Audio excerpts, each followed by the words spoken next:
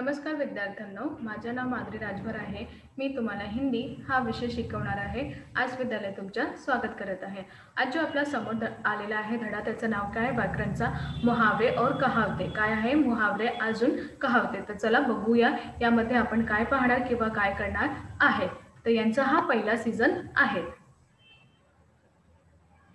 बघा, आता आपण यांची परिभाषा पाहणार आहे। तुमच्या समोर आलेला आहे मुहावरे यांची परिभाषा। तर पहिला आपण काय बघणार, यांची परिभाषा हे पाहणार आहे। तर चला बघूया।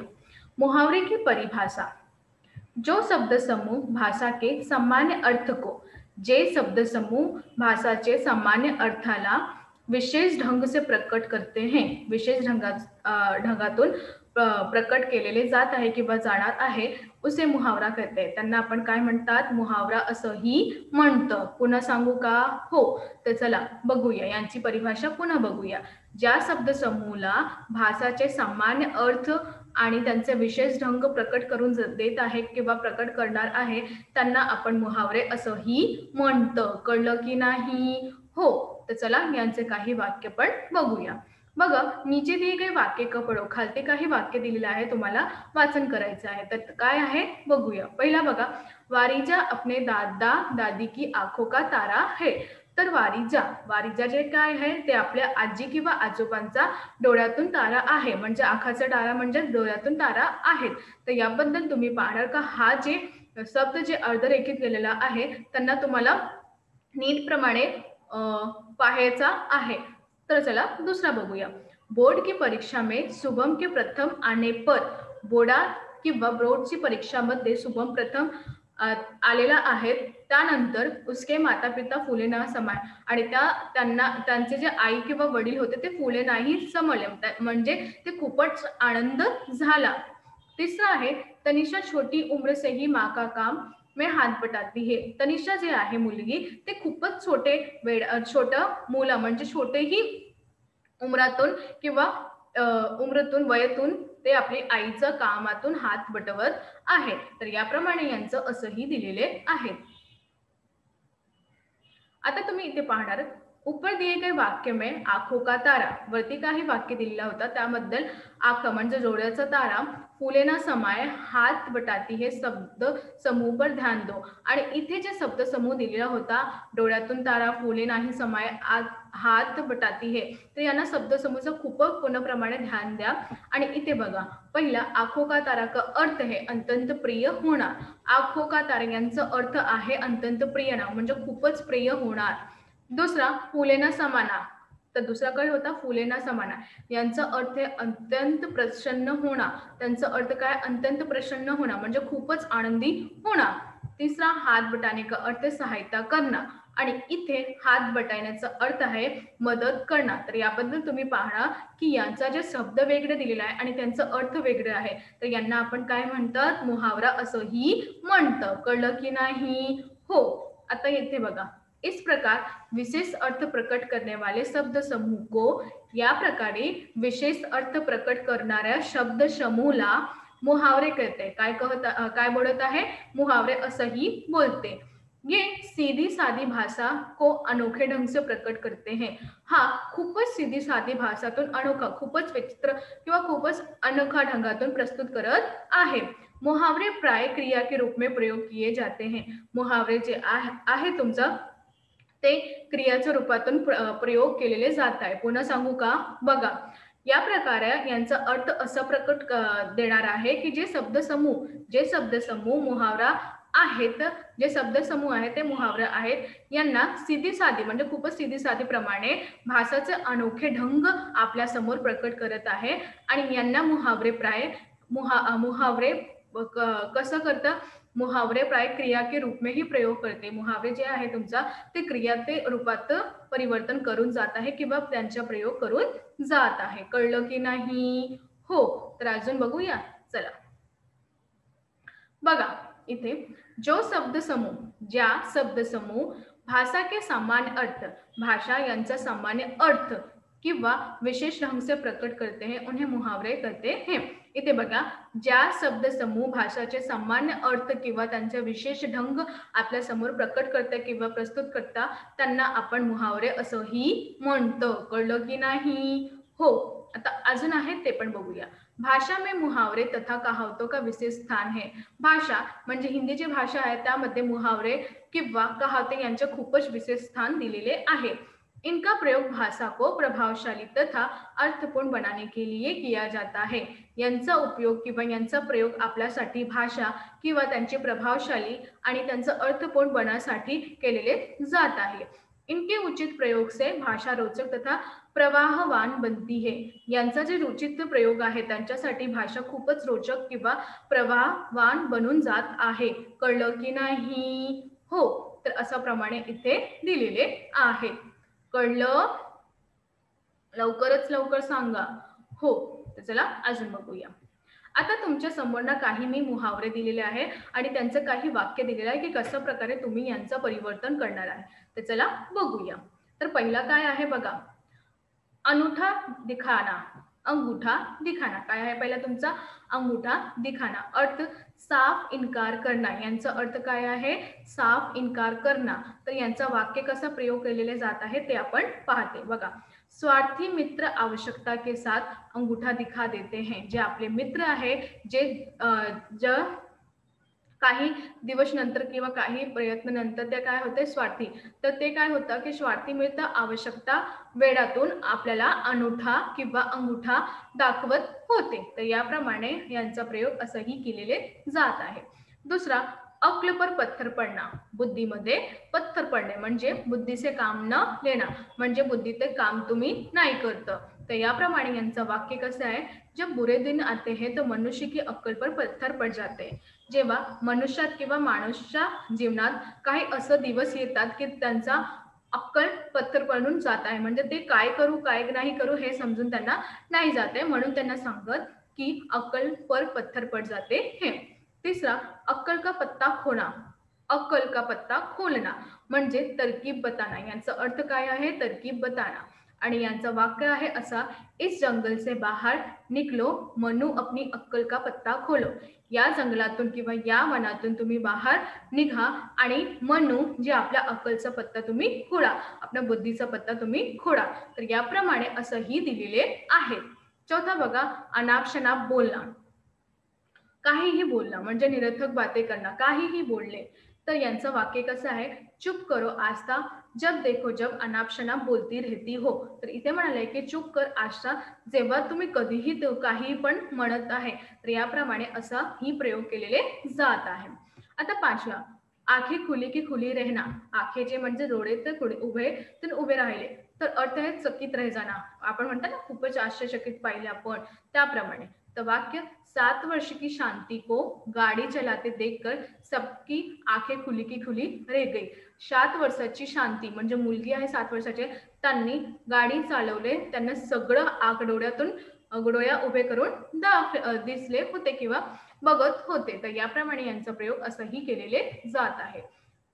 तर चला सहावा बघा, कमर कसना म्हणजे दृढ संकल्प करना. काय? दृढ संकल्प करना. बघा इथे वाक्य, परीक्षा में अच्छे अंक लाना है तो पढ़ने के लिए कमर कस लो.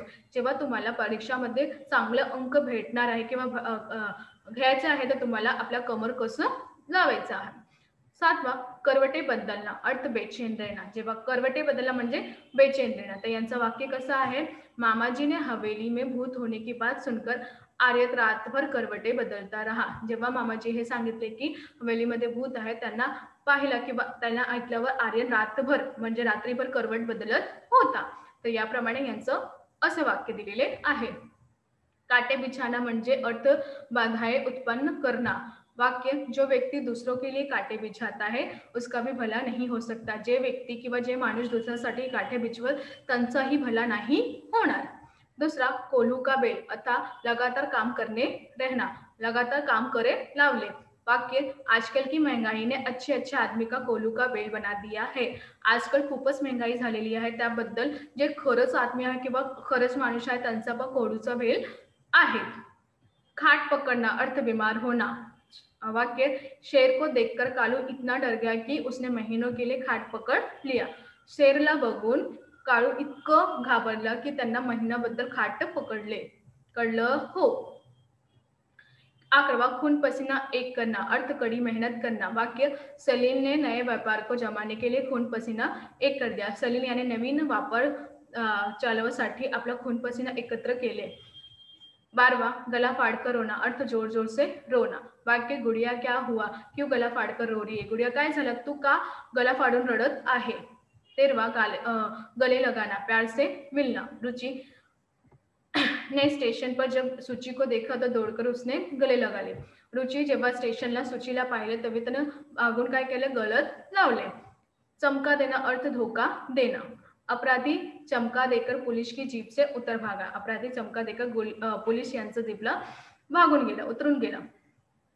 परवा चादर से बाहर पैर पसारना, अर्थ आय से अधिक व्यय करना. आय से अधिक व्यय करना. वाक्य चादर से बाहर पैर पसारने के बाद पछताना पड़ता है. जेव्हा आपण चादर म्हणजे जास्त हे करते, जास्त पैसे खर्च करते, नंतर आपल्याला खूपच पछतावे लागेल. 16वां चार चांद लगाना, अर्थ शोभा बढ़ाना. वाक्य गोपा सुमधुर गीत गाकर कार्यक्रम का चार चांद लगा दिया. 17वां चेहरा तमतमाना उठना, अर्थ अत्यधिक क्रोधित होना, खूपच क्रोधित होणार. यांचा वाक्य आहे, मेहमानों के सामने पुत्र की बदतमीजी देखकर प्रयाग का चेहरा तमतमा उठा. मेहमाना म्हणजे अतिथी समोर पुत्राची बदतमीजी पाहिले त्यांचा प्रयागचा चेहरा खूपच तमतम होता. चौकन्ना होना, अर्थ सावधान होना. वाक्य रात के सन्नाटे के घर के बाहर कई लोग बोलने की आवाज सुनकर महेंद्र चौकन्ना हो गया.